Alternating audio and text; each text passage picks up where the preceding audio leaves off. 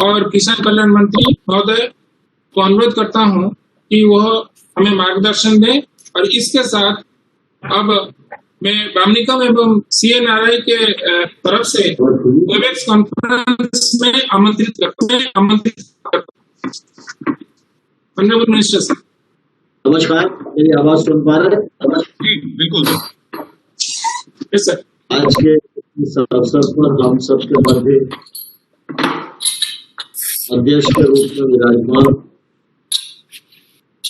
कृषि विशेषज्ञ आदरणीय डॉक्टर अमिताभ कुंडू जी, आदरणीय के त्रिपाठी जी, आदरणीय प्रदीप त्रिपाठी साहब, आदरणीय रविंद्र धारिया जी,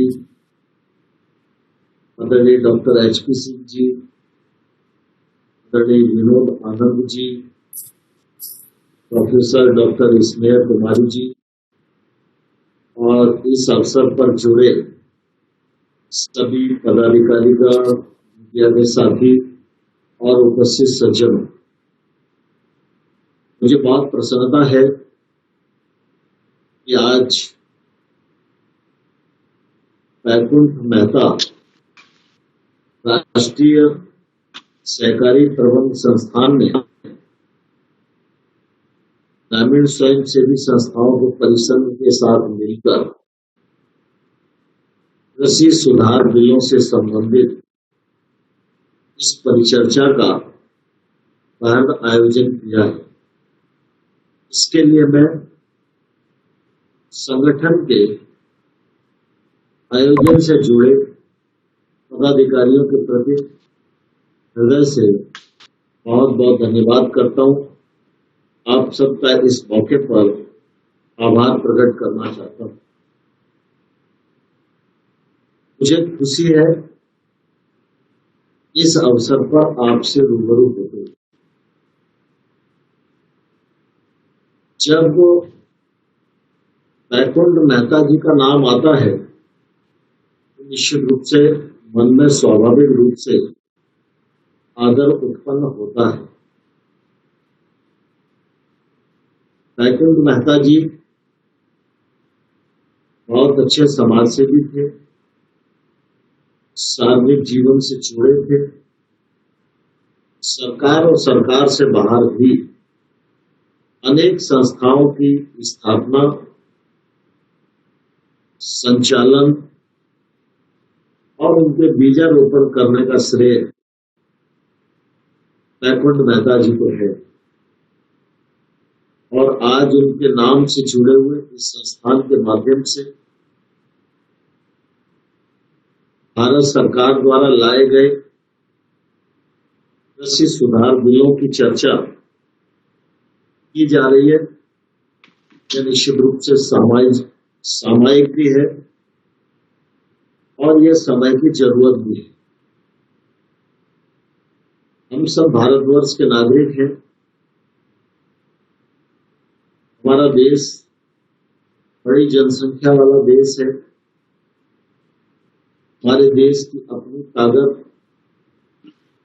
गांव में बसती है। हमारे देश की अर्थव्यवस्था का महत्वपूर्ण आधार कृषि का क्षेत्र है और इसलिए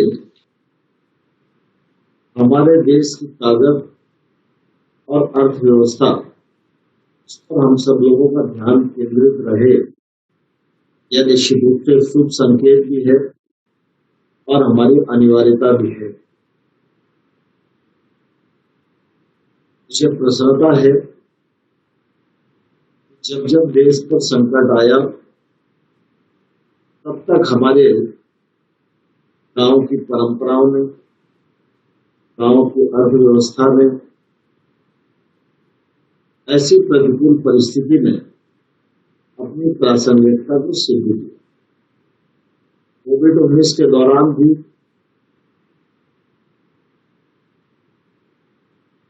भारत सरकार ने अपनी दूरदर्शिता का परिचय दिया।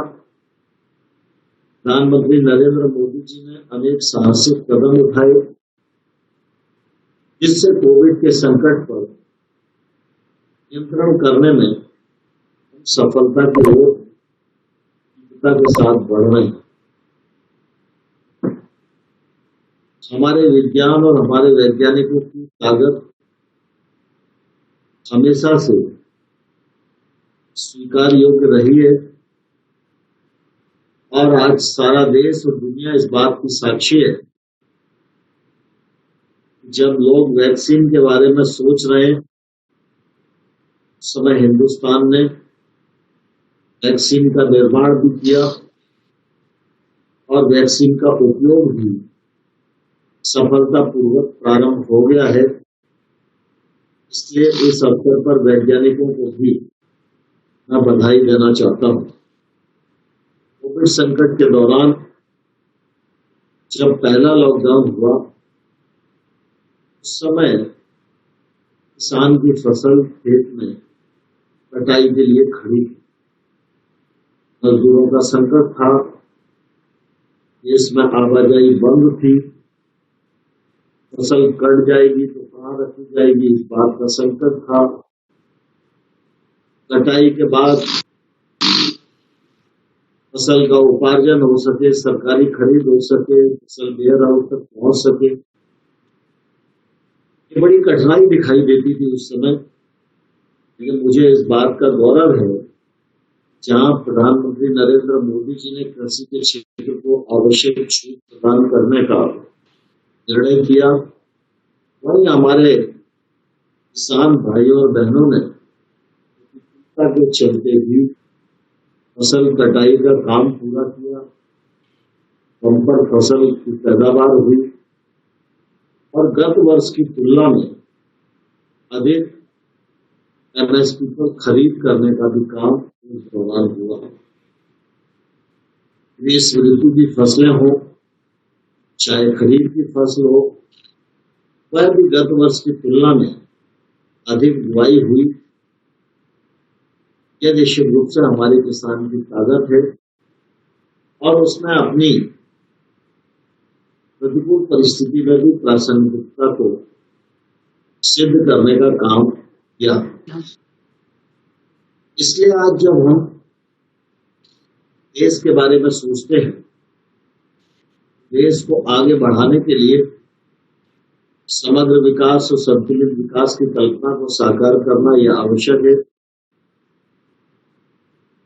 चहुमुखी विकास हो, हर ओर विकास हो, हर क्षेत्र में विकास हो और भारत श्रेष्ठ राष्ट्र के रूप में स्थापित हो, इस कल्पना को लेकर प्रधानमंत्री जी देशवासियों के साथ कदम से कदम और कंधे से कंधा मिलाकर काम कर रहे हैं। हम सब जानते हैं उसमें हमारी कृषि क्षेत्र की नीतियां उत्पादन केंद्रित थी। हमारी नीतियों ने, वैज्ञानिकों के अनुसंधान ने और किसानों के परिश्रम ने खाद्यान्न के क्षेत्र में हमको आत्मनिर्भर ही नहीं, सरप्लस कंट्री बना दिया है। इसके लिए निश्चित रूप से किसान और वैज्ञानिक बधाई के पात्र हैं। लेकिन इसके साथ ही साथ हम यह भी जानते हैं कृषि के क्षेत्र में असंतुलन बहुत है। बड़ा किसान है, उसकी स्थिति अलग है, छोटा किसान उसकी स्थिति अलग है। छोटे किसानों की संख्या 86% है। कई बार सरकार की जो योजनाएं हैं, सरकार की जो सब्सिडी है, सरकार के द्वारा दी जाने वाली एमएसपी है, उसका लाभ भी छोटे किसान को नहीं मिल पाता। किसान मंडी में आता है, शोषण का शिकार होता है। किसान के पास फसल के मूल्य की गारंटी नहीं है, इसके कारण वो रिस्क नहीं ले पाता। मार्केट से उसका लिंक नहीं है, टेक्नोलॉजी उसे कोई उपलब्ध कराता नहीं है और इसके कारण छोटा किसान बड़ी तकलीफ में है। मुझे प्रसन्नता है कि इन सब विषयों पर एक लंबे समय भारतवर्ष में हमारे कृषि विद्वानों ने, विशेषज्ञों ने वैज्ञानिकों ने, किसान संगठनों ने, सबने मिलकर एक लंबी बहस की। स्वामीनाथन साहब की अध्यक्षता में आयोग बना, नेशनल फार्मर कमीशन बना, समय समय पर अनेक संगठन इस दिशा में काम करते रहे। एक लंबे विमर्श के पश्चात यह परिस्थिति बनी, कृषि के क्षेत्र में कानूनी बदलाव आना चाहिए। पहले भी यह अपेक्षित था, मैं समझता हूं लोग करना चाहते भी थे, लेकिन कुछ दबाव और प्रभाव न तत्कालीन सरकारों को आगे नहीं बढ़ने दिया। मुझे कहते हुए गर्व है, मोदी जी के नेतृत्व में जब दूसरी बार सरकार बनी, कृषि के क्षेत्र में रिफॉर्म हो, यह लंबे समय से देश की आकांक्षा थी। मोदी जी ने साहसपूर्वक कदम बढ़ाया और 2 नए कृषि सुधार कानून और एक आवश्यक वस्तु अधिनियम में संशोधन ये लोकसभा और राज्यसभा से पारित किए गए। ये जो तीनों रिफॉर्म है, यह निश्चित रूप से कृषि क्षेत्र और किसानों की दिशा और दशा दोनों को बदलने वाले हैं। ये जीवन स्तर में बदलाव लाने वाले हैं, तो कानूनी बंधनों से मिलाने वाले हैं, किसान को उसकी फसल का वाजिब दाम मिले सुनिश्चित करने वाले हैं, किसान महंगी फसलों की ओर आकर्षित हो, किसान फूड प्रोसेसिंग की ओर आकर्षित हो, किसान एफपीओ की ओर आकर्षित हो, किसान टेक्नोलॉजी से जुड़ सके, किसान वैश्विक मानकों के अनुसार खेती कर सके, किसान को बुआई के समय ही उसके फसल के मूल्य का एग्रीमेंट हो सके। ये दिशा में ये कानून निश्चित रूप से बहुत ही मददगार सिद्ध होने वाले हैं और इस दिशा में देश आगे बढ़ रहा है। दुर्भाग्य से जब भी कोई अच्छी चीज होती है तो उसमें बाधाएं आती हैं और कृषि कानूनों के क्रियान्वयन में जो परिस्थिति है उसके विस्तार में मैं बहुत ज्यादा नहीं जाना चाहता। आप सब लोग उससे अवगत हैं और आप सब लोग उस दिशा में चिंतित हैं। लेकिन मैं इस अवसर पर इतना ही कहना चाहता हूं, कुल मिला के देश भर में ये भ्रम फैलाया जा रहा है कि एमएसपी खत्म होने वाली है। सरकार ने इसका स्पष्टीकरण दिया है, एमएसपी को बढ़ाने का काम किया है, एमएसपी पे खरीद के वॉल्यूम को भी बढ़ाया है। पहले गेहूं और धान 2 ही फसलों की खरीद होती थी, अब दलहन और तिलहन को भी इसमें शामिल किया गया है और इस बात की कोशिश की जा रही है कि एग्रीकल्चर के क्षेत्र में जो गैप्स हैं, जहां पर अधोसंरचना की उपलब्धता नहीं है, वहां भी अधोसंरचना उपलब्ध हो। इस दिशा में सरकार ने कदम बढ़ाए। एक और आप देखेंगे तो 13-14 में भारत सरकार का कृषि क्षेत्र का बजट 27,000 करोड़ रुपया था और आज वह बढ़कर 1,34,000 करोड़ है। इंफ्रास्ट्रक्चर के गैप को भरने के लिए 1 लाख करोड़ का इंफ्रास्ट्रक्चर फंड का प्रावधान किया गया और सारी जो अलाइड एक्टिविटीज हैं, चाहे वो फिशरीज हो, एनिमल हस्बेंड्री हो, फूड प्रोसेसिंग हो, मधुमक्खी पालन हो, हर्बल खेती हो, सबको मिलाएं तो लगभग 1.5 लाख करोड़ का इन्वेस्टमेंट किसानी के क्षेत्र में, ग्रामीण क्षेत्र में अधोसंरचना के लिए होने वाला है। इसका लाभ भी किसान को आने वाले कल में मिलेगा और उसमें भी ये कानून निश्चित रूप से सहायक होंगे। आप सबको ध्यान है कि वाजपेयी जी की सरकार के समय किसान क्रेडिट कार्ड योजना आई थी। बहुत कम राशि किसानों को इस योजना में मिल पाती थी। आज इस राशि को भी बढ़ाया गया है। अभी तक लगभग 6-6.5 लाख करोड़ रुपया कृषि ऋण का प्रवाह किसानी के क्षेत्र में होता था। प्रधानमंत्री नरेंद्र मोदी जी ने अभी इसको बढ़ाकर 15 लाख करोड़ किया है। और इसी वर्ष अगर हम कहें तो फरवरी से लेकर अब तक, फरवरी 19 से लेकर फरवरी 20 से लेकर जनवरी 21 चल रहा है। ये 10-11 महीने के भीतर ही लगभग किसान क्रेडिट कार्ड के माध्यम से 1,57,000 करोड़ रुपया यह किसान की जेब में गया है और 1 करोड़ से अधिक किसानों को केसीसी के कवर के अंतर्गत नया जोड़ा गया है। और भारत सरकार की कोशिश है कि हर किसान और पशुपालक ये दोनों केसीसी के कवर के नीचे आए, जिससे कि निश्चित रूप से इनको अपना काम बढ़ाने में फायदा हो सके।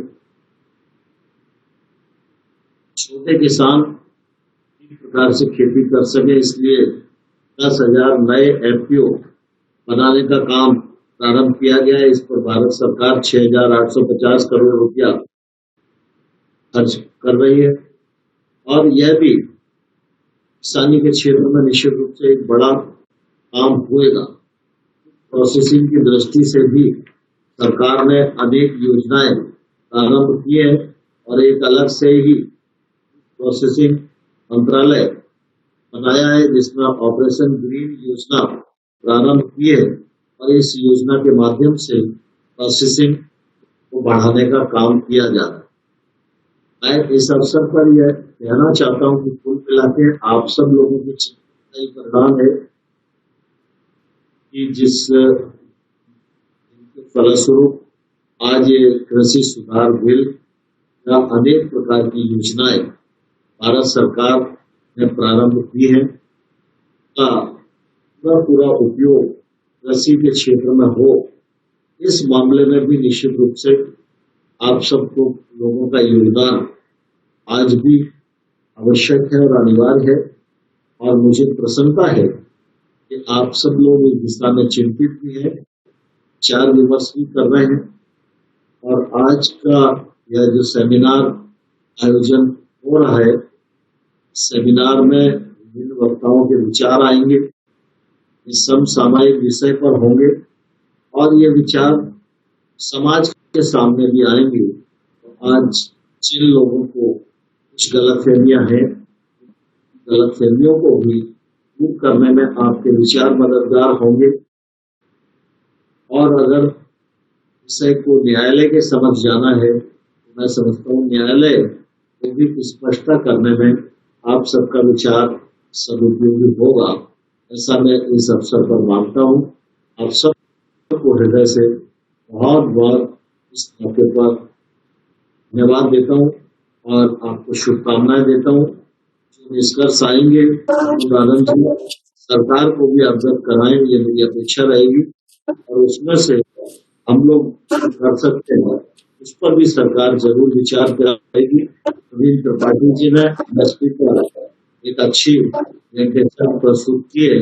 आने वाले कल में कभी अवसर मिलेगा तो मैं जरूर इस मामले में विमर्श करना चाहूंगा। आप सबको बहुत बहुत धन्यवाद। जय भारत। धन्यवाद। हमें बहुत खुशी है कि आदरणीय मंत्री जी ने हमें वक्त दिया